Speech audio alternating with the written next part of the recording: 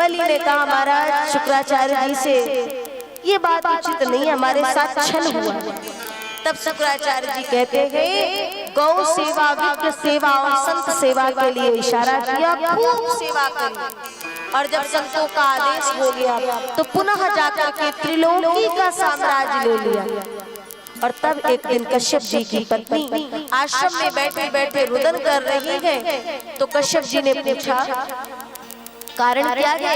तब देवताओं की मां ने कहा ये दैत्यों ने पुनः हमारे पुत्र देवों का राज्य ले लिया है।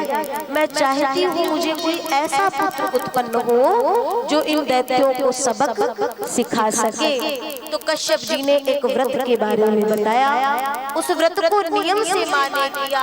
भादों का महीना आया है और भगवान का एक अवतार होता है, नाम हुआ वामन अवतार। बोलिए वामन नारायण भगवान की। हमारे वामन जी आए हैं, कमंडल, भिक्षा पात्र, आसन, छतरी और भिक्षा पात्र में सबसे थोड़ी थोड़ी भिक्षा लेकर देवगुरु बृहस्पति जी को दी। बोले इतनी भिक्षा से काम चलने वाला नहीं है, थोड़ा भिक्षा बड़ी चाहिए, दान बड़ा चाहिए। तो बड़ा दान लेने के लिए आपको कहाँ जाना होगा? दैत्यराज बलि गंगा तट पर यज्ञ कर रहे हैं। बावन जी पहुंचे बलि के द्वार पर। द्वारपालों ने सूचित किया, बलि दौड़ करके आए हैं, चरणों में प्रणाम किए। सरकार की जय हो, मैं आपकी क्या सेवा कर सकता हूँ? भगवान है जो कि कुछ बोलते ही नहीं है। शुक्राचार्य जी की ओर देखे, बलि ने कहा प्रभु ये क्या है, पंडित जी कुछ बोल नहीं रहे हैं। बोले अभी माला चल रही है। जहाँ माला पूरी हुई तो भगवान कहते तो आप ही है दैत्यराज बलि?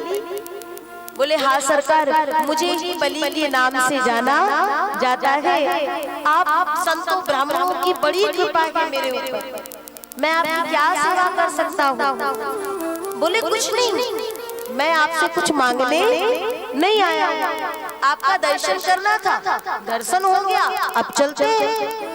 मेरे द्वार से कोई विप्र, कोई ब्राह्मण खाली हाथ बिना कुछ लिए चला जाए ऐसा तो होने वाला नहीं। कुछ मांग लो, आप जो कहेंगे आप कहें तो बढ़िया सुंदर ब्राह्मणी कन्या देख करके आपका ब्याह करा दिया जाए। अच्छा, पंडित जी से जजमान कह रहे सीधे सीधे विवाह ही करा देते हैं। अच्छा, तो विवाह करा देंगे तो अभी हम एक हैं, फिर दो हो जाएंगे और दो होने के बाद रहेंगे कहाँ? बोले आपके लिए महल हम बनवा देंगे। अच्छा, फिर बाल गोपाल होंगे तो उनकी भी शिक्षा दीक्षा की व्यवस्था हो जाएगी। ध्यान से सुनना। फिर बलि से कहते हैं भगवान अगर कभी ऐसा हो गया कि उन बाल गोपालों में से, भगवान न करे ऐसा हो, लेकिन हो ही गया कि किसी का राम नाम सत्य हो गया, तो ऐसी स्थिति में रोना पड़ेगा। तो रोएगा कौन? बलि ने कहा सरकार विवाह आप करोगे, बाल गोपाल आपके होंगे, तो जाने के बाद रोना आपको पड़ेगा। तो बोले हम ऐसा काम ही क्यों करें जिसमें हमें रोना पड़े? हमें नहीं करना ब्याह, सरकार तो कुछ तो मांग लो।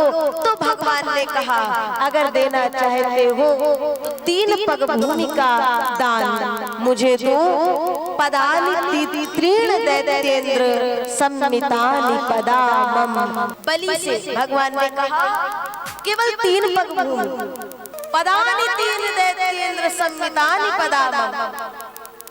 शुक्राचार्य जी कहते बलि ये कोई साधारण ब्राह्मण नहीं है, ऐसे वैरोचने साक्षात भगवान विष्णु रव्या, ये साक्षात नारायण आए देवताओं का काम बनाने के लिए। मान इनके चक्कर में ना पड़ो। बलि ने कहा सरकार आज तो हमारे दोनों हाथों में लड्डू है, अगर ये साधारण ब्राह्मण है तो उतना ही दे दूंगा, और अगर ये परमात्मा है तो मेरा कितना बड़ा सौभाग्य है कि जो सबको देता है उसको आज मैं कुछ दे पाऊंगा। आए भगवान ने संकल्प कराया है और उसके पश्चात भगवान ने विराट रूप धारण किया है। और कैसे नापा? पृथ्वी नापी एक में, पृथ्वी नापी एक में दूजे में आकाश, तीजा पद अब कहाँ रखे सारे असुर निराश। दो पद में भगवान ने सब नाप लिया और कहा भाई कहो त्रिलोकी के अधिपति अब तीजा पद कहाँ रखो। बोले दान बड़ा होता है या दान देने वाला? अगर देने वाला बड़ा है सरकार तो ये देने वाला बलि अपना मस्तक आपके चरणों में रखता है और अपना तीजा चरण आप मेरे शीश पे रख लो। भगवान ने चरण रख तो लिया लेकिन जीवन भर के ऋणी बन गए। कुछ चाहिए? जिस चरण रज को पाने के लिए बड़े बड़े देवता ऋषि मुनि ललायित रहते हो वो मुझे मस्तक लगाने को मिल गई, अब क्या चाहिए?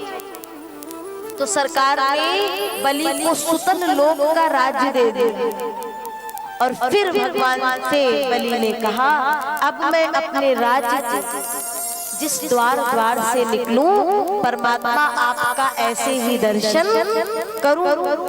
भक्तों के प्रेम के वशीभूत होने के कारण मेरा परमात्मा बलि के यहाँ चौकीदार बन गया,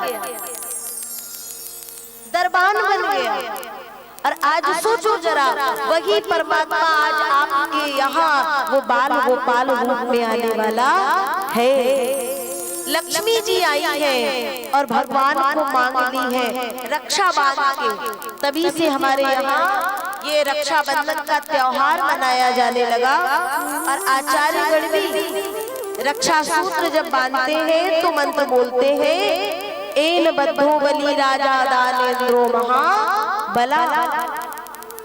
तो भाई जब बहन भाई की कलाई में रक्षा बांधती है तो कुछ मांगती है ना। तो बोले मांगो बहन क्या चाहती हो? बोले ये जो आपके द्वारपाल दरबान है बस इन्हीं को दे दो। ये आपके कुछ लगते हैं क्या?